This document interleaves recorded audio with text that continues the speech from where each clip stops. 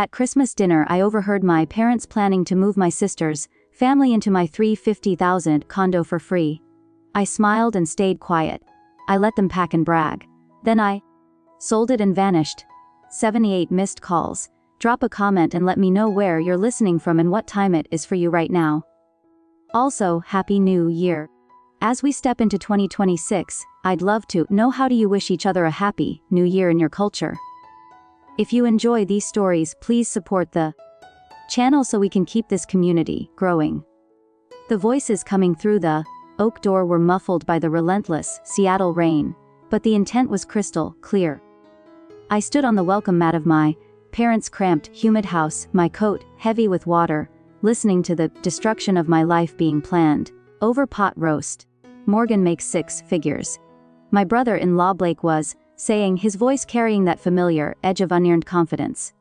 She doesn't need a 2,000 QF loft just for herself. I froze, my hand hovering over the brass knocker. Through the gap in the curtains I could see them huddled around the dining table like generals, mapping out an invasion. My younger sister Sabrina was dabbing at her eyes with a tissue, playing the role she had perfected since childhood, the fragile victim. My parents, Richard and Susan, were nodding in sympathetic unison. But what if she says no? She won't get the chance. That was my father, Richard, the man who had taught me that loyalty was a one-way street paved with my paycheck. Once you're inside and get mail delivered there, you establish residency. Squatters' rights. She'd have to go through a formal eviction. In this city that takes 6 months minimum. My mother, Susan, let out a sharp, pleased laugh. And she's going on that deployment to Tokyo in January. 3 full months. We'll have the nursery painted and the locks changed before she even lands.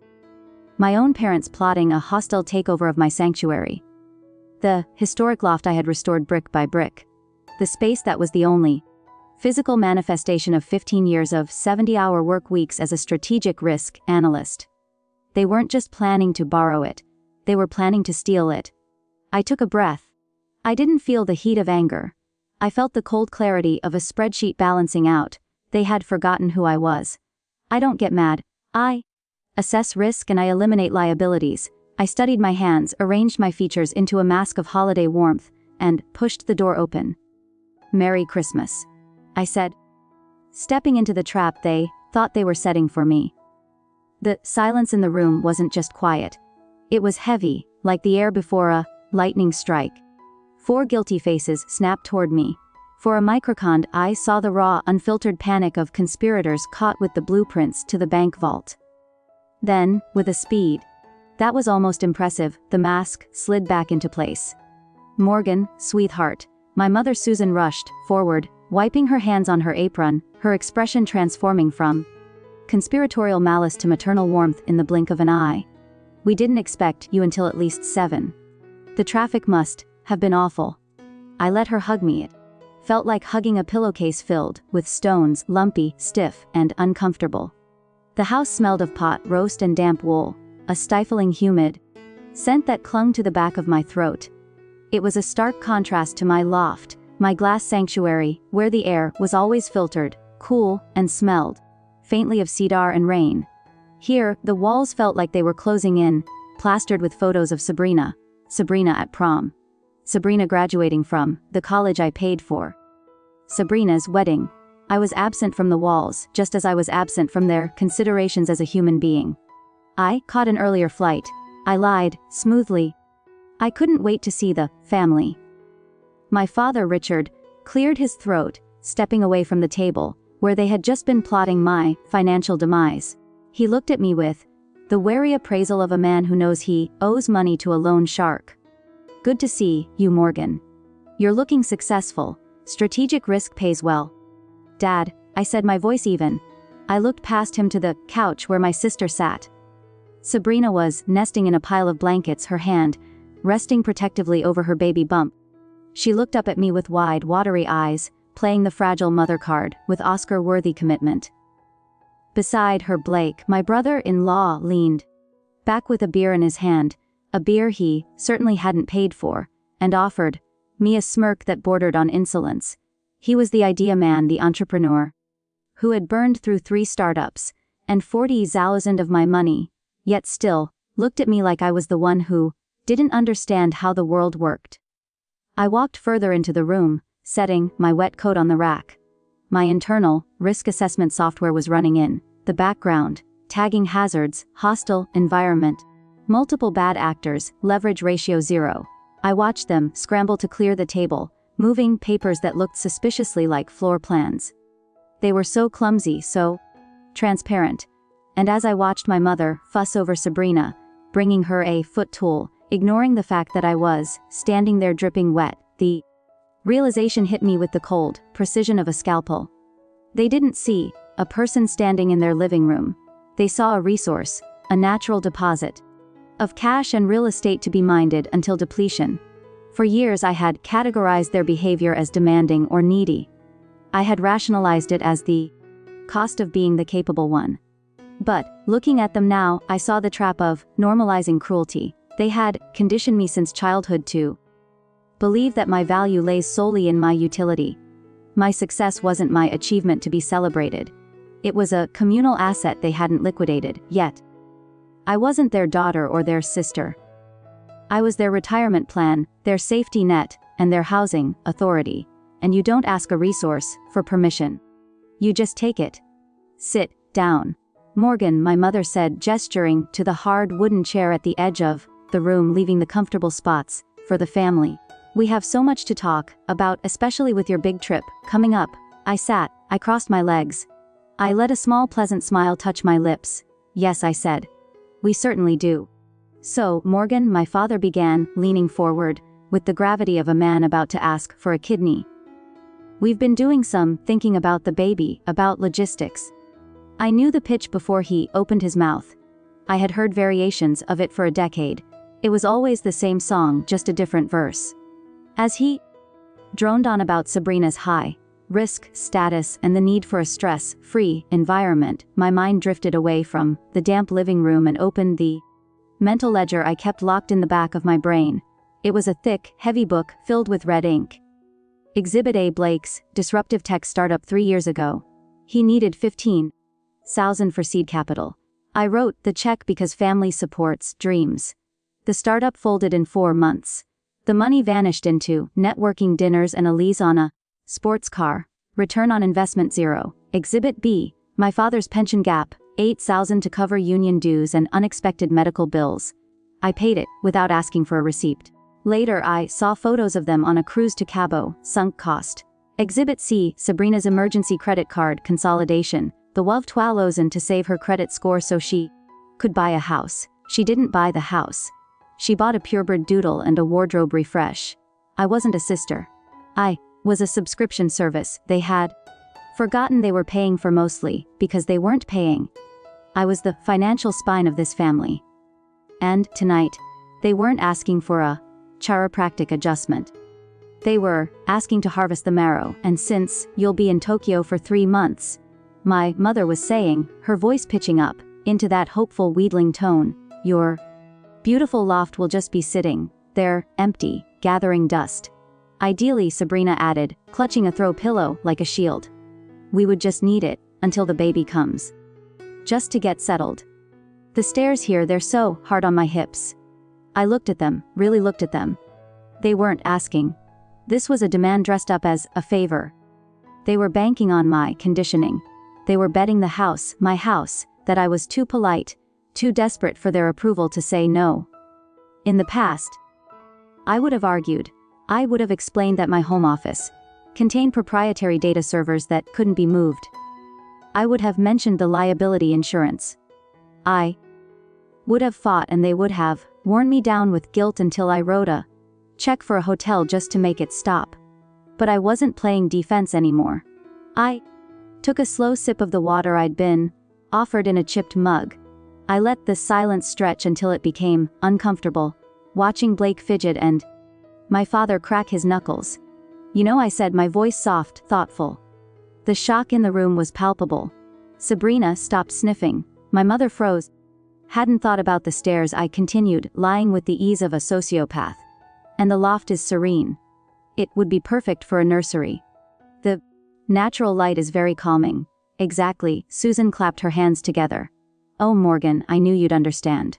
Family takes care of family. I can leave the keys under the mat on the 28th, I said. I fly out early the next morning. You can have the run of the place.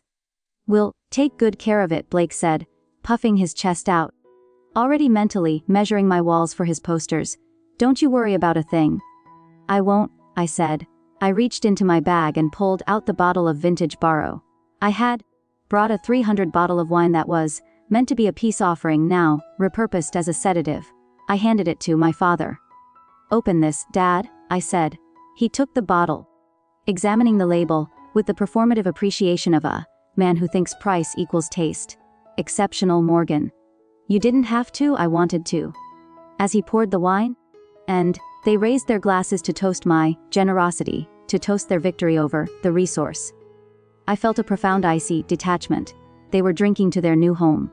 I was drinking to the demolition.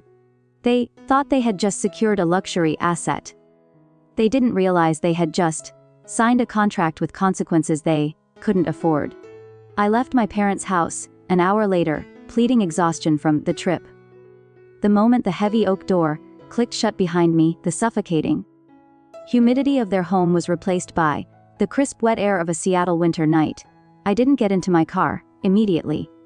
I stood on the sidewalk, letting the rain wash away the feeling of their performative gratitude. When I got back to my loft, my sanctuary, I didn't turn on the lights. I walked straight to my server rack in the home office, the room they were already mentally painting pastel yellow, and pulled up the security feeds.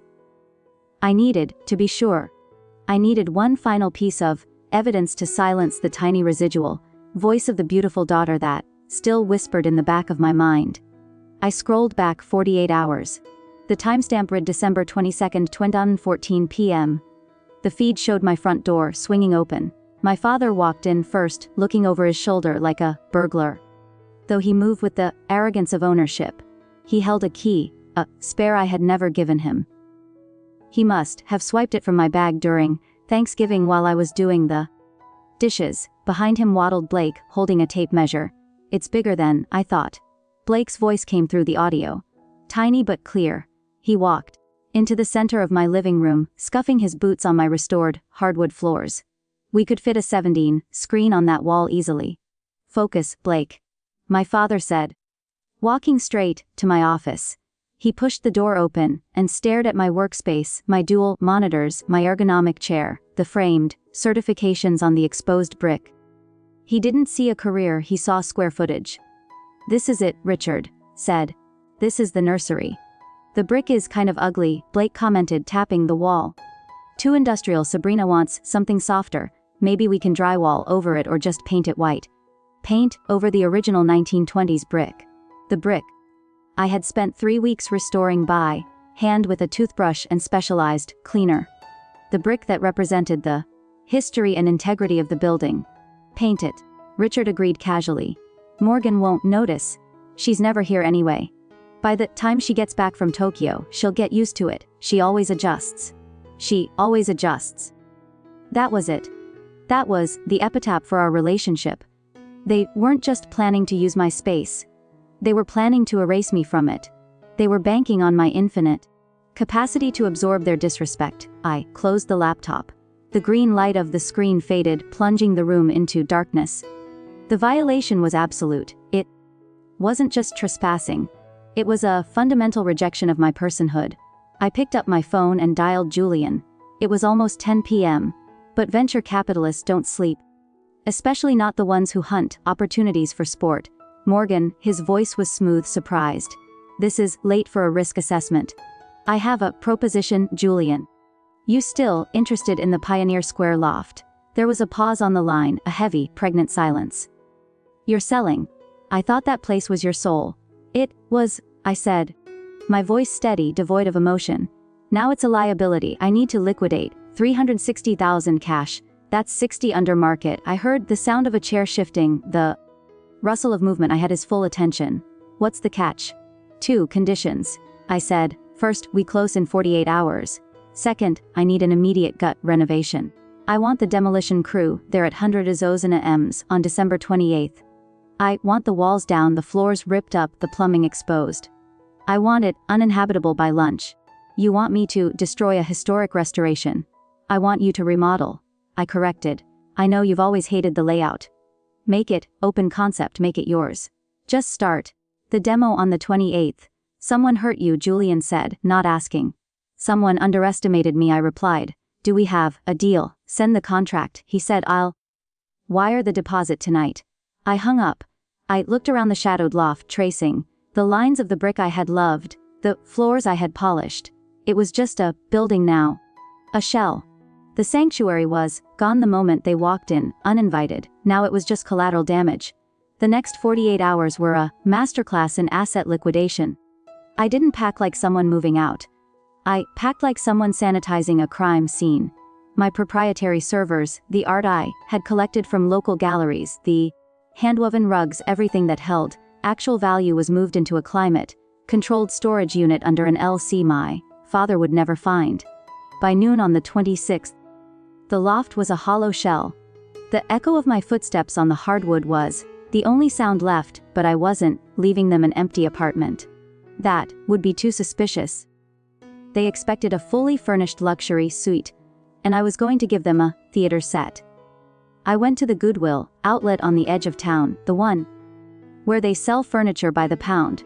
I bought a sofa that smelled of wet dog and cigarette smoke, with a spring that threatened to impale anyone who sat on the middle cushion. I found a dining table with one leg shorter than the others, guaranteed to spill drinks. I bought mattresses that felt like bags of gravel and sheets that had the texture of sandpaper. I staged the loft with the precision of a set designer building a slum. I put the scratching post right where Blake wanted his 17 screen. I replaced the high-end Italian espresso machine with a drip coffee maker that leaked. It looked habitable from a distance. But the moment you touched anything, the illusion crumbled. It was a physical manifestation of our relationship, a facade of comfort masking absolute decay. Then came the coup de grace, the Trojan horse. I went into the walk-in closet in the master bedroom, the room Sabrina had already claimed for herself, and stacked 4 large boxes on the shelf. I wrapped them in festive gold paper and attached elegant name tags. Dad, Mom, Sabrina, Blake. They would assume these were housewarming gifts, high thread count sheets maybe, or baby gear. They would tear into them with the greedy entitlement that defined them. But inside those boxes wasn't a single item of value. Inside Richard's box were 5 years of receipts for his union dues bills I had been auto-paying since his pension glitch in 2019. Alongside them was a notice of payment cancellation, effective immediately. Inside Susan's box were the statements for the department store credit card she thought had a limitless limit. It didn't. It had me paying the minimum balance every month to keep the collections agents away. I included the number for the debt consolidation service I had just fired on her behalf. Inside Blake's box were the loan documents for his failed crypto mining rig. He thought the loan had been forgiven. It hadn't. I had bought the debt to keep him out of court. Now I was transferring the liability back to him. And for Sabrina, her box contained the cancellation notice for her health insurance premium, the gold tier plan she insisted she needed for the baby, which I had been covering because her husband was between opportunities. I wasn't just evicting them from my home, I was evicting them from my payroll. For years, I had been the invisible dam, holding back the floodwaters of their own financial incompetence. Today I was blowing the dam. I placed the final bow on Sabrina's box. It looked beautiful. I walked to the kitchen counter and wrote a note on my personalized stationery. Welcome home. Make yourselves comfortable. You've earned everything that's coming to you. I placed the keys under the welcome mat, the only promise I actually kept. Then I walked out into the rain, got into my car, and drove to the airport. I didn't look back at the building. It wasn't my sanctuary anymore. It was just a blast zone waiting for the timer to hit 0. December 28th, Tundra Ode AM Pacific Standard Time. I was sitting in the first-class lounge at SeaTac, sipping a mimosa that cost more than Blake's monthly contribution to society.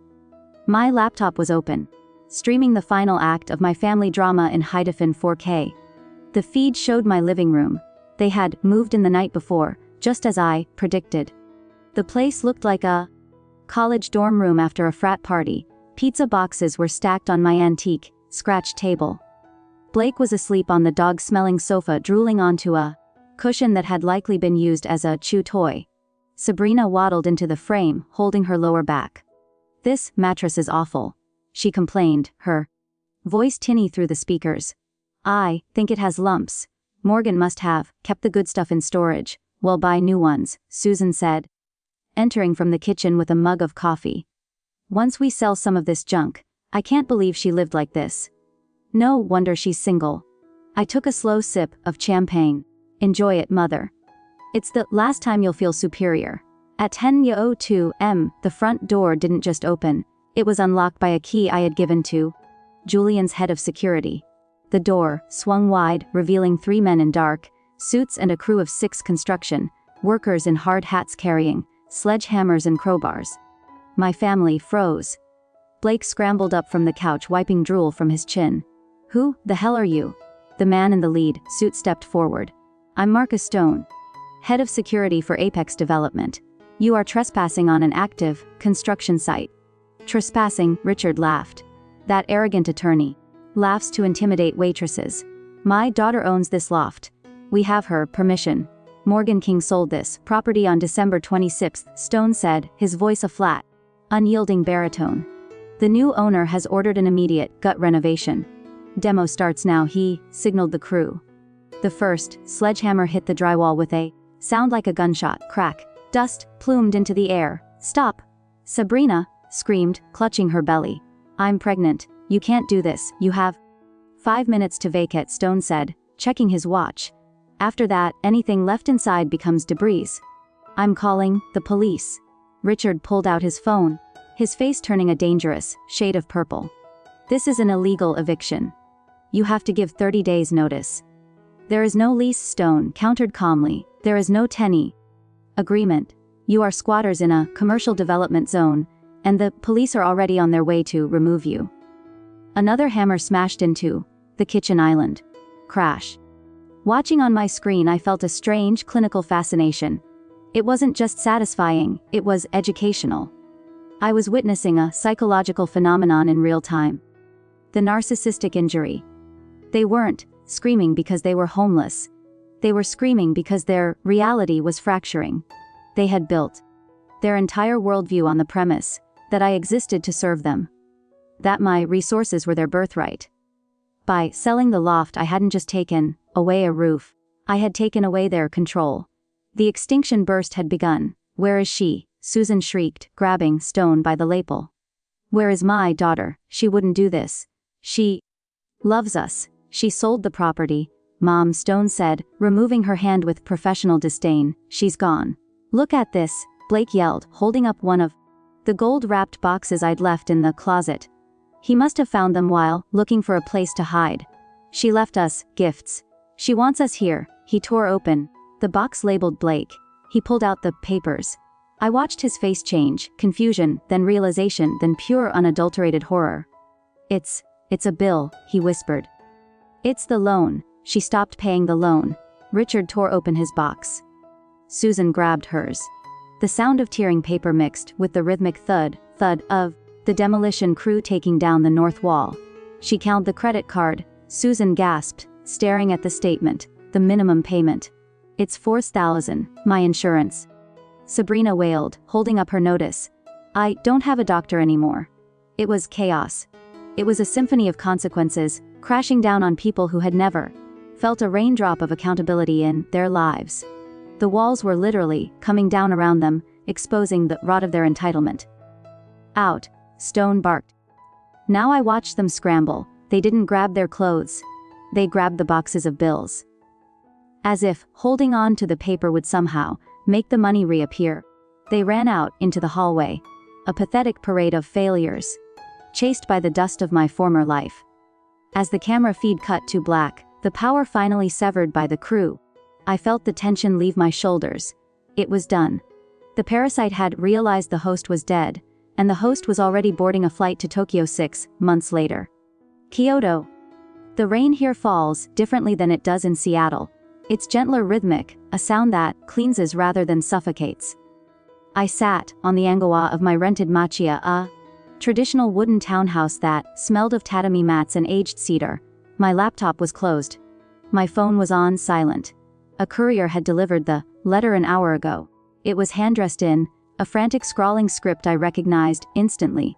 Sabrina, I hadn't opened it immediately. I had finished my tea first. I had watched a koyish navigate the stone pond in the garden. Only then, with a sense of detached curiosity, did I slide a letter opener under the flap. Morgan. Mom says we aren't supposed to write. Dad says you're dead to us. Blake says you're a sociopath. But I need you to know what you did. We were evicted from Blake's mother's basement 3 months ago. She found out about the debt, the loans you stopped paying. She checked her own credit and found out Blake had used her name, too. She threw us out. We're staying in a motel off the highway. The boys are sleeping on the floor. I tried to use the health insurance for a prenatal checkup and they laughed at me. Cancelled. Everything is cancelled. Mom had to go back to work. Retail. She stands on her feet for 8 hours a day. She cries every night. Dad's pension is being garnished to pay the back taxes you used to cover. Everyone knows, Morgan, the church, the neighbors. Someone posted the video of the eviction. We can't show our faces anywhere. I'm not asking for money. I know you won't give it. I just wanted you to know that you won. You destroyed us. Are you happy now? I read the letter twice. In the past, these words would have been daggers. They would have triggered a landslide of guilt. I would have been on the phone to a realtor, arranging a safe house for them. I would have wired cash to fix the mess I hadn't made. But today I felt nothing. It wasn't hatred. Hatred takes energy. Hatred is an active connection. This was something far more permanent. It was the quiet quit of the soul. I realized then that I hadn't just sold a condo. I had retired. I had submitted my resignation from the job of being their daughter. I had laid off the role of savior. The position was vacant. And I wasn't accepting applications for rehire. I folded the letter carefully. I didn't burn it.